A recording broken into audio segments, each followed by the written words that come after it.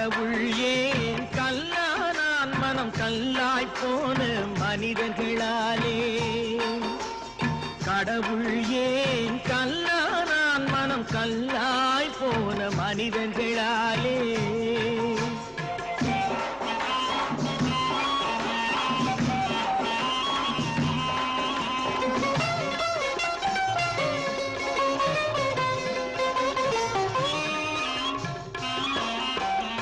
கொடுமையை கண்டவன் கண்ணை இழந்தான் அதை கோபித்து தடுத்தவன் சொல்லை இழந்தான் கொடுமையை கண்டவன் கண்ணை இழந்தான் அதை கோபித்து தடுத்தவன் சொல்லை இழந்தான்